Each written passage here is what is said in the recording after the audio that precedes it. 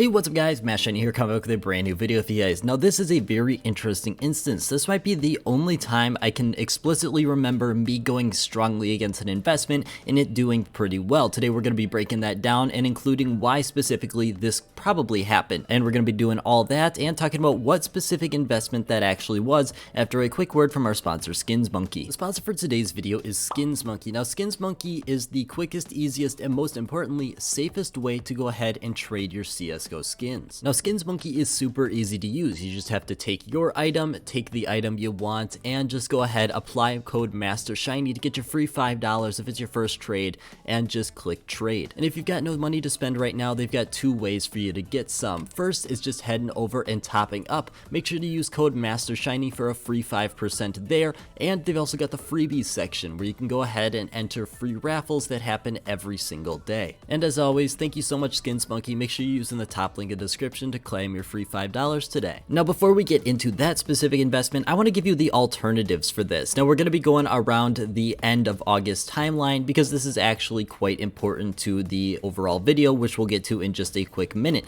But talking about those alternatives. Now the first alternative is just to give you a baseline overall increase in the market, almost guaranteed, and that's through the breakout case. The breakout case during this period is up around 21%. Now this isn't anything crazy, but this is also showing you just how pretty much the entire market has gone up a pretty decent amount when we're talking in the past 9 months. Otherwise, if you want to get a little bit more narrowed down, we have the Chroma 3 case, which was sitting at around a 50% increase. Now this is a lot more realistic when we're talking about especially in these cheaper cases and overall things that you probably bought as an investment. I would say this is probably average, maybe even slightly below average depending on what specifically you were looking at. And then talking about if you went into an investment that absolutely blew up in price, we've got two examples. The first one is the Revolver case, up 134%. I'd say this is definitely on the higher end here, but it's definitely one that's realistic for this 9-month time period if we're talking about going into an investment that is a little bit more safe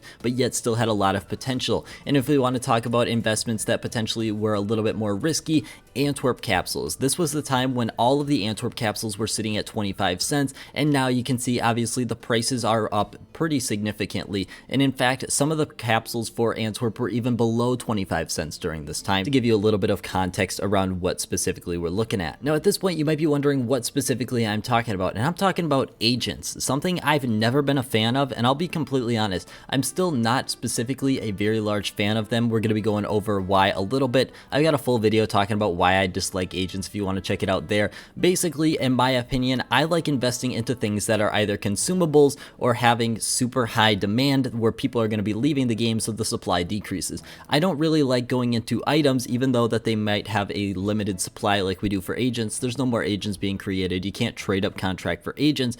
But the thing is, agents overall are not something that appeal to me a ton because there's a ton out there theoretically, and the supply should never really go down unless people are leaving the game. However, talking about why are these agents increasing, especially over the past 9 months, we've seen some agents go up a pretty significant amount, which we'll get to in just a quick second. But talking about why they were increasing, there's a couple main reasons for it. The first one's obviously got to be that player count. Something like this is very dependent on the game keeping on flourishing and keeping on growing in size. When we see growth like this over the past 9 months, it's definitely quite obvious that some of these people are going to be picking up agents, and I think that in this case definitely played one of the crucial roles. The other couple crucial roles, the second one being there was no operation. Something like agents, we're expecting new agents to come with every single operation. This is why sometimes when a brand new operation comes out, we'll actually see the prices of old agents dip down in price a pretty significant amount. A lot of examples about this. You can definitely find them whenever you're looking.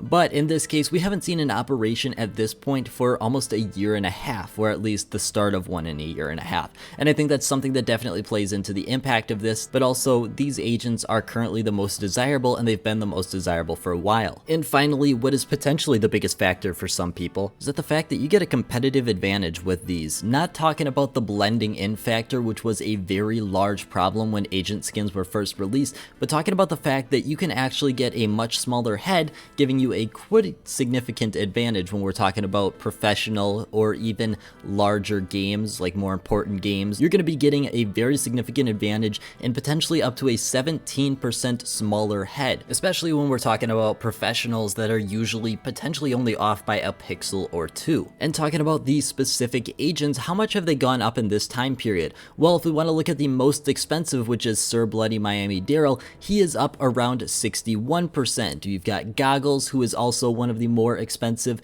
coming in at around 77%, which is very large. And also we've got Getaway Sally, which is one of the more expensive ones as well, coming in at around 65%, showing that I'd say on average, most of these agents are up probably in terms of 70 to maybe 80% on average. However, like we were mentioning before, we also have instances here where things just go absolutely crazy compared to the rest of the competition.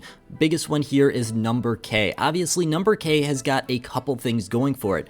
First of all, it's very good in competitive play because it's coming from the professionals, which is the group that offers that significant competitive advantage. To go along with that, it's also a very funny-ish skin compared to the rest of them. Obviously, he's got something on his head. Now, what does all this mean? In the beginning of the video, I told you that this was something I did not like for a number of reasons, biggest being that it's not a consumable, and honestly, in the current state of the game, I think consumables are probably the way to go, and they have been for the past year or so.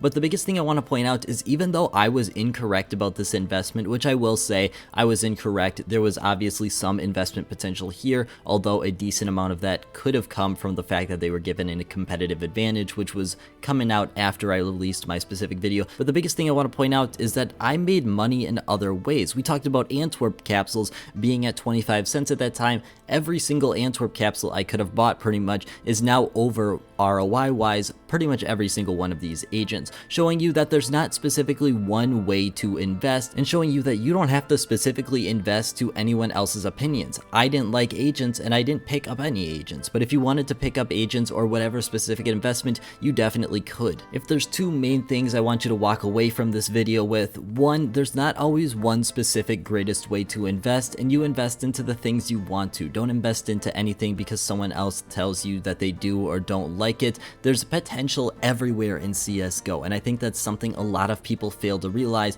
and they fight to isolate their interest into one or potentially two specific areas. And the other thing I want to point out is if you have a specific investment that you really like, even though the majority of people may not be in interest of, still go for it. If you're going to risk potentially 0.001% of your inventory on a specific investment you really like, no one's going to fault you. I've got a couple investments that obviously didn't end up the way I wanted them to, but the thing is, the majority of the time I end up winning, and even when I don't, I still look at that and I understand why it didn't go my way. Something you should focus in on, especially if you're trying to become a lot more knowledgeable in the area. And to be honest, I think this is really crucial inside of CSGO to understand the market more thoroughly. That's pretty much all I have for today. I want to thank you guys so much for watching, and I hope you have a great rest of your day.